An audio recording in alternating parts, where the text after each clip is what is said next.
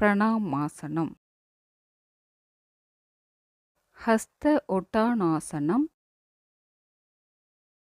பாத அஸ்தாசனம், அஸ்வ சஞ்சலான ஆசனம், துவிபாத அஸ்வ சஞ்சலான ஆசனம், அஷ்டாங்க நமஸ்காரம், புஜங்காசனம், அதமுக்த சாவாசனம், அஸ்வ சஞ்சலான ஆசனம், பாத அஸ்தாசனம், அஸ்த உட்டானாசனம், பிரணாமாசனம். இப்போ கால்களை மாற்றி செய்கிறோம். முதல்ல வலது கால் செஞ்சோம், இப்போ இடது கால் செய்கிறோம். பிரணாமாசனம், ஹஸ்த உட்டானாசனம், பாத அஸ்தாசனம், அஸ்வ சஞ்சலான ஆசனம், துவிபாத அஸ்வ சஞ்சலான ஆசனம், அஷ்டாங்க நமஸ்காரம், புஜங்காசனம், அதமுக்த சாவாசனம், அஸ்வ சஞ்சலான ஆசனம்,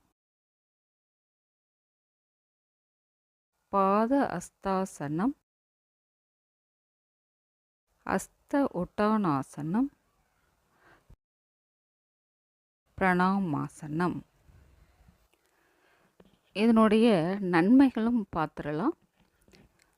இதனோட நன்மைகள் என்னென்னா, தசைகள் மற்றும் மூட்டுகளை பலப்படுத்துகிறது, நோய் எதிர்ப்பு சக்தியை உருவாக்குகிறது, நச்சுகளை நீக்குகிறது, உடலையும் மனதையும் சமநிலைப்படுத்துகிறது, உடலுக்கு ஆற்றலை கொடுக்கிறது, தோல் மற்றும் முடி பராமரிப்புக்கு உதவுகிறது, செரிமானத்தை சீராக்குகிறது, தொப்பை விரைவில் குறையும், நீரிழிவு நோய் குணமாகும், இரத்த சோகை நீங்கும், நரம்பு தளர்ச்சி குணமாகும், சுகப்பிரசவம் நடக்கும். இன்னும் நிறைய நன்மைகள் இருக்குது. சுருக்கமாக தான் இதில் கொடுத்துருக்கோம். அதற்கடுத்து இது 12 ஆசன நிலைகளை கொண்ட ஒரு சுழற்சி ஆகும். இதனை 3 முறை முதல் 12 முறை வரை செய்யலாம். நம்ம இதில் நான் 3 முறை உங்களுக்கு செஞ்சு காட்டியிருப்பேன். நீங்கள் உங்களுடைய உடல்நிலை எப்படி இருக்குன்னு தெரிஞ்சுக்கிட்டு நீங்கள் இதை செஞ்சால் நல்லாயிருக்கும். குறிப்பு: முதுகு புறத்தில் பிரச்சனை இருந்தாலோ இடுப்பு எலும்பு பிரச்சனை இருப்பவர்களும் இந்த ஆசனத்தை செய்ய வேண்டாம்.